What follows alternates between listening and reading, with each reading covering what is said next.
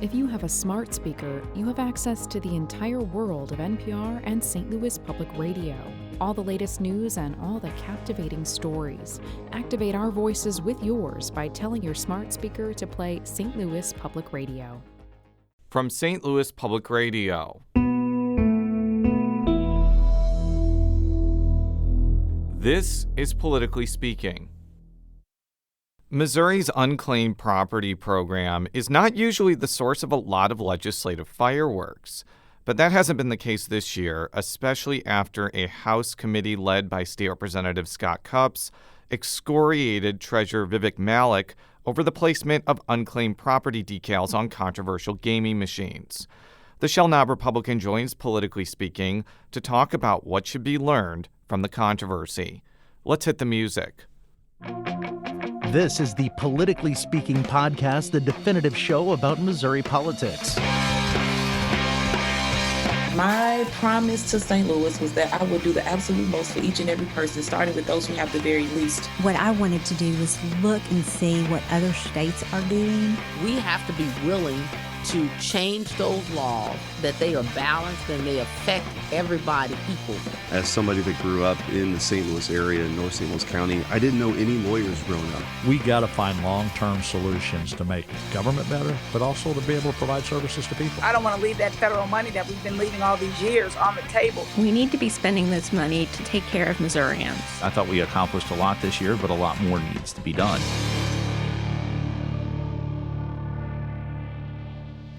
And welcome to Politically Speaking. I am your host, St. Louis Public Radio political correspondent Jason Rosenbaum. Joining me in Jefferson City, she covers all things state politics and state government for St. Louis Public Radio. Sarah Kellogg. And joining us for the first time, he is the... Scott Cupps. You are raring to go, aren't you? I've had a 3.5-hour drive this morning. I worked cabs all day yesterday, so didn't come up until early this morning. So I'm awake and rip-rolling, ready to go. Yeah, and that gets me into my first question. You came into this legislative arena directly from the agricultural world. How does that kind of change your perception of like the Missouri House and the Missouri legislature, especially like when you hear people try to talk about agriculture in generalities when you are knee-deep in it on a daily basis? So I probably do need to spend just a second explaining part of my personal background to answer that question. I grew up in a family farming operation that I'm still part of. I do farm and ranch full-time with my identical twin brother, and my father. And we farm in all inclusively, we farm in 5 counties, including Carroll County, Arkansas. And so we have a fairly decent sized operation, and we're fairly spread out. Now, that doesn't mean we're huge. When you live where we live, we might farm a couple hundred acres here, a couple hundred acres there. But altogether, we do operate a decently large size farming and ranching operation. But when I graduated with my bachelor's degree, my bachelor's is actually in agricultural education. And I taught high school ag ed for a couple years, and then went back on a graduate assistantship to get a master's in agricultural business. And then actually I don't know whether it was a blessing or a curse, but I learned a lot about the world outside of Missouri because I had the privilege to kind of be involved in brokerage, particularly logistics and the brokerage that is involved in kind of like the backside hedging that most all large agricultural companies have to do, involved in the import-export space. Did a lot of work out of the Pacific Northwest because the company that I worked for was based out of there. But really learned a lot about how ag works, from the true raw farm side to like the actual international business side. And if I'm being completely honest, that's why some of the stuff that we talk about agriculture or that gets brought up in the name of agriculture in this town, it's laughable to me. And I don't mean that as an insult.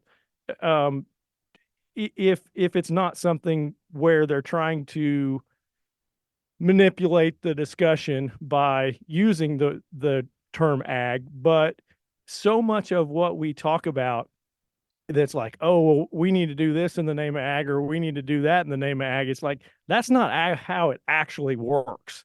And so it gets to be frustrating sometimes. It's like when people come into my office or they ask me to be part of these conversations, and after 20 minutes of just listening to them, it's I'm not a rude guy. I'm a people person. I like to get along with people. But sometimes when I listen to this nonsense, I'm like, listen, just stop, because it's not that I don't know enough. It's that I know way, way too much. And about 85% of what you are saying is, to quote myself from my hearing the other day, is bogus rhetoric. And so it gets difficult for me to not try to, every time somebody starts talking about some of that stuff, to go get the whiteboard out and be like, you want the teacher in me comes out, like, you want me to actually explain how all this works, who all is involved, what all is involved. Like, I'm going to need 3 hours of your time. But if you actually want to learn something, like, sit down. And that just doesn't happen in this town. Like, anybody that's ever been involved in this process will tell you, like, that's good in theory, but that doesn't happen in this town. You're a part of the House Budget Committee. What has been your experience serving on that committee during COVID and during several years of really, really big budgets? I'm going to tell you, I'm going to be completely honest with you. I am friends with my predecessor, who was formerly the budget chairman, now state auditor Scott Fitzpatrick. Probably, I'm not just saying this because we're friends, probably one of the most sincere gentlemen that I have ever had the pleasure to know. Like, he's a good dude, like, genuinely a good dude. Just look at his tenure in the treasurer's office. Like, things worked really well. Well, why do you think it worked really well? Because that's the type of guy that he is. Also, when he was budget chairman, he within a matter of a couple years built a statewide name of being a no-nonsense guy. Well, that's a little bit of who he is. And also, I'm going to take credit, or try to give credit where credit's due. That's a little bit of where he's from. That's the kind of the Berry County coming out in him.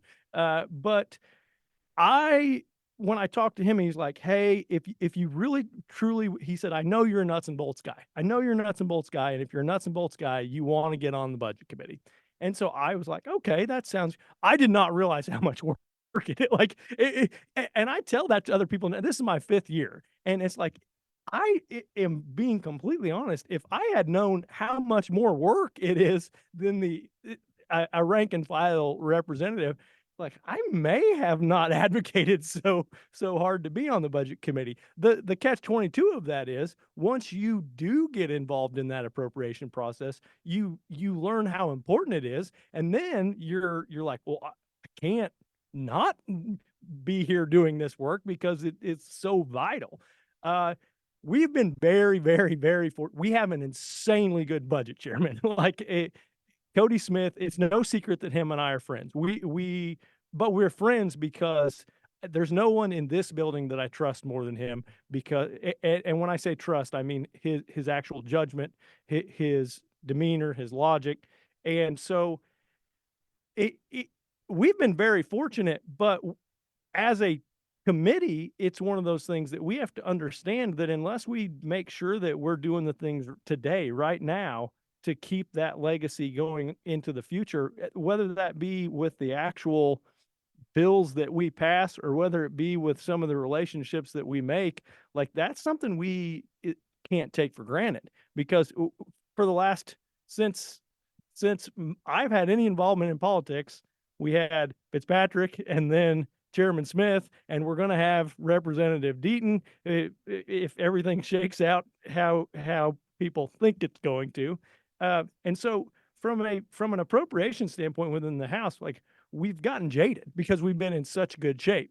But we also have been very, very aware, just within the last 6 to 8 months. It's like, that's something we can't take for granted, A, from an actual money standpoint, and B, from a management standpoint. What do you make of the criticism from some far right of center lawmakers that the budget has become too big under the GOP legislature and Governor Mike Parson? So one of the biggest arguments that I will say, because I've been involved in that. So I'm anyone that knows me, like, I will give me the whiteboard. Let me talk through this with you. You cannot go out and tell me, because I'm a small government guy. Like, if there is anyone that's a small government guy in this building that actually means it, it's me. There's a lot of people that claim to be small government, and they might be small government here or there, but I'm a small government guy in the fact that I think it's government's job to necessitate things that are necessary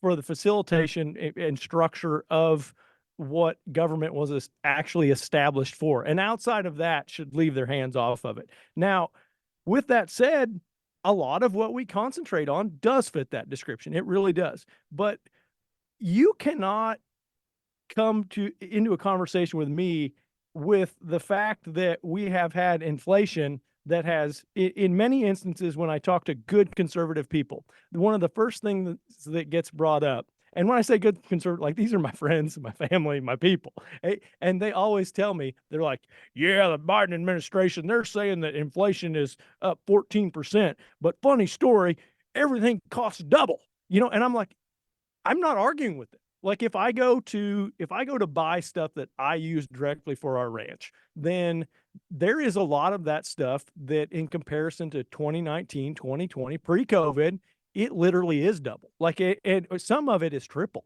And so you cannot come to me and argue the fact that everything costs double and triple of what it did even 4 years ago, and then also be the one that is grumpy because our budget has increased by 10%.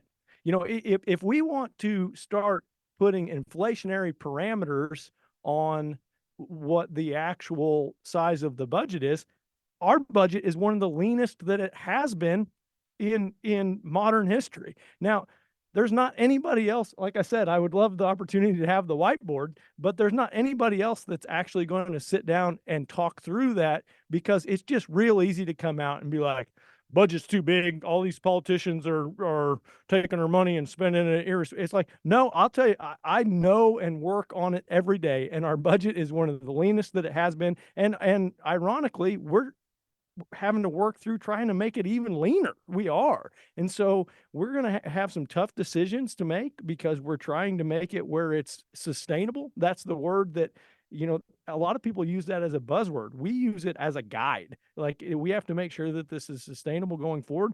But if you can't just use the ending number without adding some rubric to show that, hey, when you include inflationary dynamics in this discussion, it's probably one of the smaller budgets that we've had in a long time. We'll be right back after this quick break with State Representative Scott Cupps.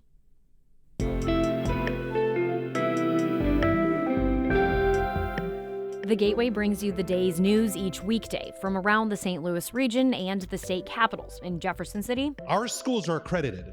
We don't need this bill. And Springfield. How many more years must pass before lawmakers see time is of the essence? I'm Abby Larico. Join me each weekday for The Gateway on the STLPR app or wherever you get podcasts.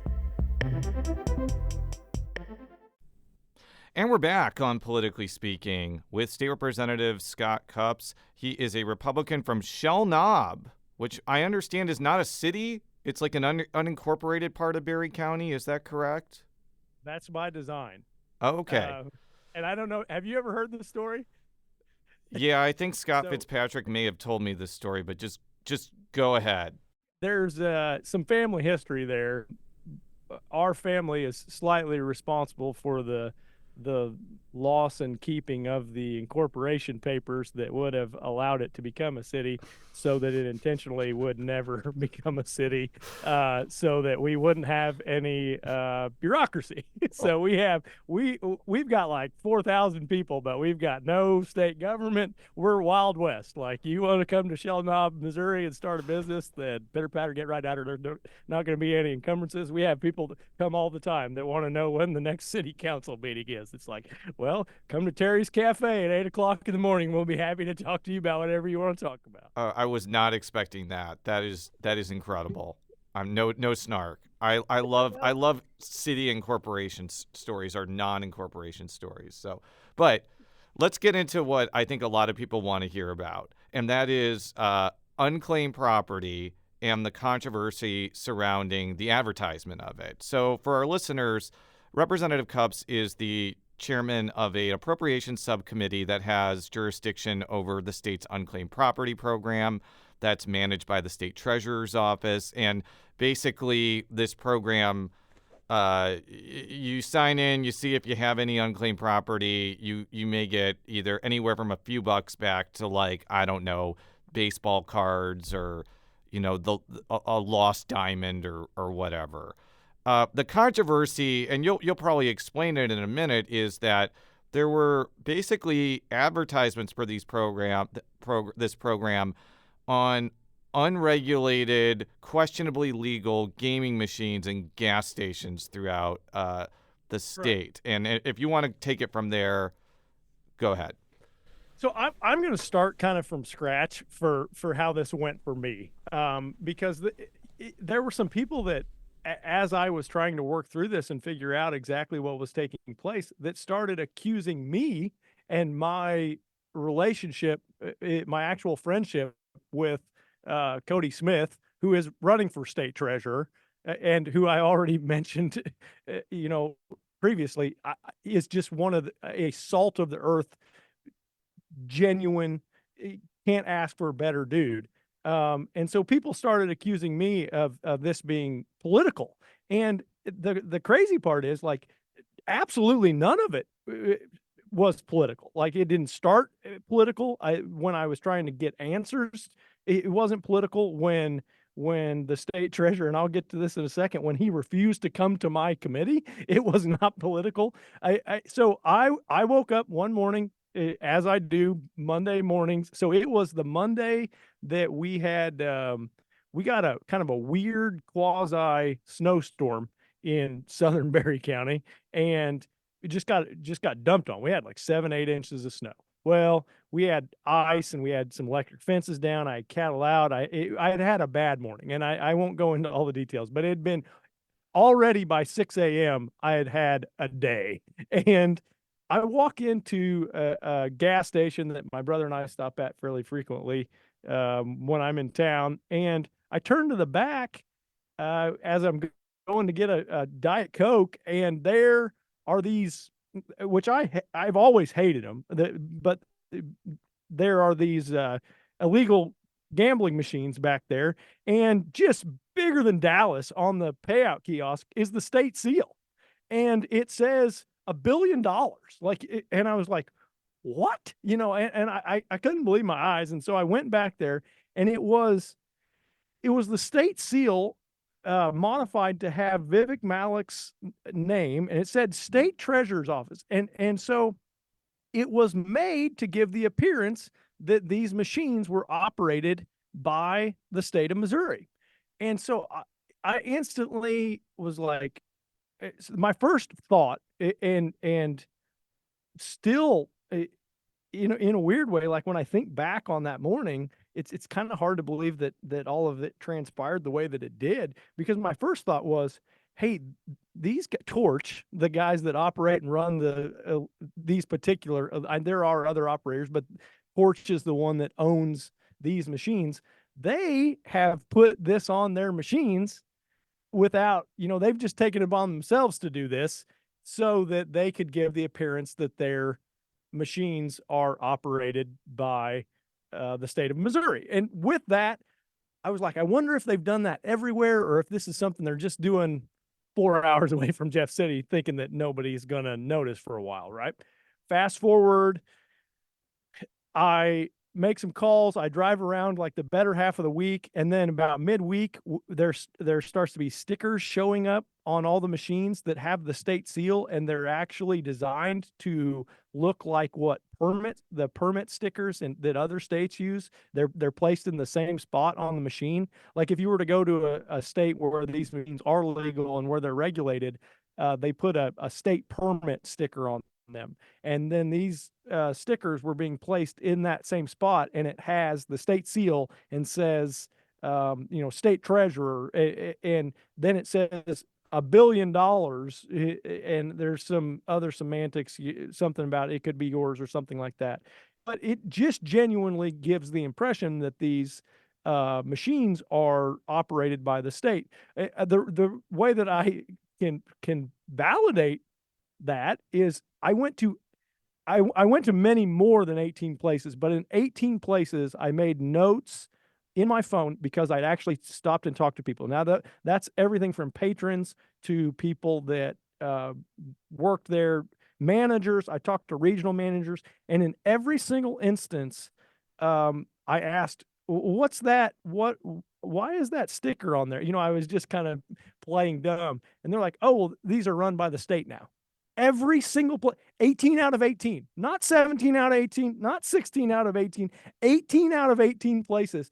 I had regional managers of regional convenience store chains telling me, "Oh yes, these are now regulated by the state. That's why that stuff's on there now." And so with that, I was like, we got to figure out what's going on. And because it has the state treasurer stuff all over it, I post up for a hearing because I just wanted him to come, and I actually wanted to give him a chance to be like, "Oh my gosh, this is egregious. What do we need to do?" And because that's the committee I'm chairman of, so I post up, and then things got really sideways really fast because he said, "Yeah, oh no, that's fine." Or his office, told my office like, "Yeah, that's fine." And then just out of nowhere, we get an email late in the evening well after hours that says, thankfully my legislative assistant was checking the email, but it said, Treasurer Malek can't make it. And I was like, he's got something else. And so I was like, well, shoot, I wonder what he's got going on. And then in a conversation later that night with one of my colleagues, they're like, "Yeah, Treasurer Malek is coming to our committee tomorrow." And I was like, "What?" Like, "Yeah, he's coming to our committee tomorrow. And he's going to be there talking on Representative Seitz's bill, China divestment in China." Right. And I'm just for our listeners, I think that he is trying to get legislation to divest some pension funds from Chinese companies. Yeah, I think that's what you're mentioning. Yes, exactly. And I don't disagree with that. I actually think that that's sound policy for pension funds. I do. I think there's some of the stuff that we talk about international business wise in this building that is nonsensical, but that's not. But that's beside the point. The thing was, he came to the building to testify on that bill after telling my committee that he could not come before our committee. So I went down and found him. I went down to the other. We went to our committee. I brought the committee to order, told the committee "Hey, the treasurer can't be here." They did not even send anyone from their office. That was where I was like, you could have at least sent someone. They didn't send anyone. So then I went into recess. Well, then the other committee starts happening. I go find the treasurer and say, "Hey, good news. We are in recess. We'll be in recess all day. You just tell us when you can come. We'll work around you. The committee already said we'll work with your schedule. You just tell us when you can come." And to which he said he was not going to make himself available to my committee. And that's when I knew, it was not until that point that I knew oh man, he has some direct involvement in this. Fast forward, because of some news stories, some other stuff. There's a lot of details in between. This is kind of the quick fast forward. But, well, he finally agreed to come on filing day, Tuesday morning, and I was concerned because a lot of my committee couldn't be there. I want to give credit to the Democrats. There's a lot of partisan politics that exist, but we got together on this deal. We really did. But we got together. Representative Nuremberg, she told me, she said, if we can get answers to the questions that you talked to me about last week, like I will talk to my folks and we will change our schedules. We will not go down with the rest of our colleagues to file when they're going down to file. Like we will tell our families that are in town for this that we've got work to do. But if he is going to be there, like we're willing to come and do the work. If you will allow us to get some answers to the questions we have. And I said, please. And so we got together. He agreed to come. He came, and wow, we were not expecting.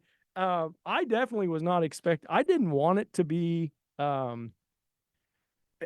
didn't want it to be adversarial in any way, shape, or form. I just wanted like actual raw answers to the questions that we had, like who authorized this? When was it authorized? Whose idea was it? Is this something that is this a quid pro quo? Yeah, Malek revealed during a hearing of the House Appropriation of that committee that he had a meeting with lobbyist Steve Tilley and representative from Torch, the company that makes the machines, in an airplane hangar. In an airplane hangar. And he stressed that there was no political deal made in that hangar. What do you make of that explanation? So I'm going to say the same thing that I've said in the hearing and on other occasions. You know, I was born in the dark, in the pouring rain, but it was not last night. and if you are going to authorize, so we need to be very, very clear about a couple things. It is very advantageous for Torch to be able to put the state seal and this banner that gives people the impression that they could win $1 billion, along with links to state websites on their machines, because it gives bystanders, and I will use that, it gives bystanders the impression that these machines are operated by the state, that they are regulated, and thirdly, that you could win $1 billion. Like it's something that's through the Missouri lottery or through the Treasury where you could win $1 billion. Yeah, and just to interrupt, I'm looking at the sticker right now, and it says $1 billion. Is any of it yours? It has the unclaimed property program and Vivek Malek's name. We can't. This is a podcast, so we can't actually show you what it looks like. So I'm just going to describe it while looking at a picture. And the banner that was on the payout kiosks was, in my opinion, even more egregious because it's what said 1 billion real big. It says $1 billion. And so you have people that were playing. I literally asked them. You had people that were playing these machines that were under the impression that there was $1 billion that could be paid out. This is the craziest part in the Sunshine Request. And I'll have to share this with you guys. In the Sunshine Request, where we were trying to get the correspondence between them and Torch, two things that really stood out. One, as far back as January, there were correspondence with prepared statements as to how they were going to try to, answer any sort of collateral damage that would come from people asking questions about this. Secondarily, a couple of the proofs that were circulated back and forth, it used the word payout. It said, unclaimed property division, real small. And then it said like over $1 billion, and then said, like $300 average payout.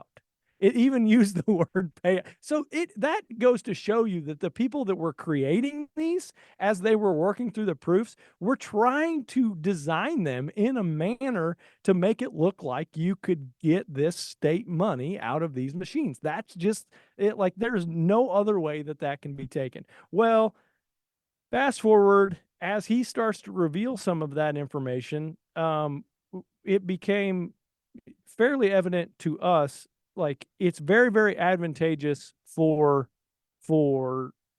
Torch to be able to do this all over their machine. He said on numerous occasions that he is the one that authorized that himself, not his staff, not him, but he himself is the one that authorized that.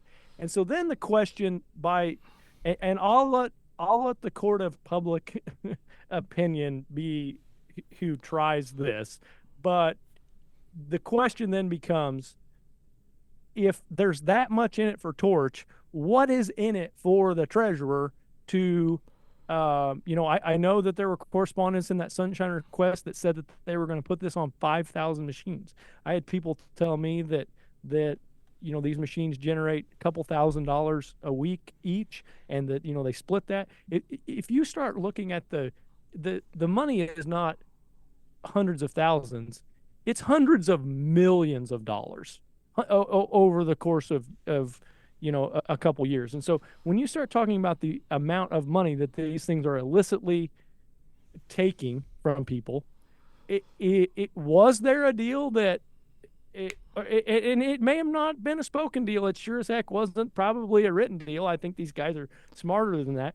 But was there an inferred deal that, hey, I'm going to authorize you all to put the state seal and the state treasurer's information and this $1 billion all over your illegal gambling machines, and do it in the fake name of unclaimed property, but hey, wink, wink, I'm going to need a little bit of money for my campaign to be reelected as state treasurer. That's something that I am going to let your listeners decide if they think. I don't have any proof or evidence that ever took place, but what I do know to be fact, it is very advantageous for Torch to be able to have this all over their machines, and it's very, very foolish, in my opinion, for the treasurer to allow that, not only to allow it, but to help and to authorize it if there wasn't something in it for him. Oh, well, I know we're running a little short on time because I think the House is actually going to go into session in 10 minutes, but I do want to actually play a clip from this hearing. It's an exchange between Treasurer Malek and Democrat Stephanie Hine of Springfield, and it gets to why, at first, Malek was not going to take the stickers off the machine. They're already operating. That doesn't make them right. That doesn't make them regulated, does it? Just because they're operating does not make it legal, does not make it functional, does not make it regulated. Does it make them illegal? So is that how we're making our decisions in the state level? Well, it's not. Maybe it's not legal. Maybe it is legal. Representative Hine, the ball is in the court of the judicial branch and the legislative branch. But to I'm some not extent, going to usurp anybody's position, and I'll just make it very clear to the committee and Mr. Cupps. If it is about the morality of the question, and I'll say it very clearly, sinners and saints, both and all have unclaimed property. It is my job to return it to them. So, again, that is Treasurer Malek and State Representative Stephanie Hine, a Springfield Democrat. My understanding is the next day he sent out a directive to take these decals down. What should be learned from this whole situation? To a couple points. To one, I can't listen to that clip without giving props to Representative Hine. Like, she hit the nail on the head in her questioning. The other thing that I want to say is he trying to tell your listeners that if they use these machines, they're sinners? Like, that's what no one is. I asked that, like, to one of my colleagues in the hearing. Because you are the one that is authorizing your office to be put all over them to give the impression that they're legal and operated by the state. Yet you come to my hearing and say that you are trying to reach sinners by doing that. Like, that's there's so many different facets to, like. Yeah, and again, not to interrupt, but I know you told a story of somebody who had been putting a lot of money in this machine because they were going through a really bad time. And trust me, Sarah and I have talked about this a lot. I'm not a big fan of gambling, but I also understand that there are people that get very addicted to gambling, and they shouldn't necessarily be judged as harshly as you would want to, basically. No. The gentleman that I spoke of, I even presented the other committee members with a picture of him that he told me I could get, because I had talked to him and given him the number of the problem gambling hotline, the one that our own state operates, not the national one, but the one that we help fund. The Department of Lottery, helps steer people to if they understand that they may be having some issues, because it can be addicting, and those aren't bad people. Those aren't bad people, and to insinuate such, or to try to trick people into that, like it. He says he's not the state pastor. Well, that's pretty obvious. that's pretty obvious because he's trying to deceive people, and he sure isn't trying to add any sort of equity and helping anybody that might be having a situation like that. But with that said, you asked what can we learn from this? We cannot let people like this get away with stuff like this. We can't. Like I don't know how to say it any other way. I know that this is a podcast and not you can't see me. I'm getting kind of worked up here this morning. I can attest. He's sitting across from me. And you would feel this way. I just want to make this clear. You would feel the same way if Cody Smith was treasurer right now and you had found out he was doing this. You would have acted the same way. If Cody Smith was treasurer right now, I would have called for his resignation, and that's the God's honest truth. That's the God's honest truth. The neat thing is I told him that. I said, Cody, if you ever do anything like this, I said, you better be ready because I will call for your resignation within the hour. I said, if Scott Fitzpatrick ever did anything like this, I would call for his resignation that hour, period. And so people can't claim that this is some sort of political theater. The only double standard that exists is I didn't call for his resignation. If this had been one of my own friends, I would have said, nope, there's corruption involved in this, and we cannot let it continue another hour, and would have called for the resignation. I do not know Treasurer Malek that well. And so I wanted to give him the benefit of the doubt, and I wanted to give him the opportunity to answer questions. But the reality is, if it'd been somebody that I know on the level, like those folks that you mentioned, and they did the same thing, something as egregious and something that is literally as obviously corrupt as this, then I would have said, there's no way that you should be allowed, not even we shouldn't reelect you. You should not be allowed to maintain your post another day.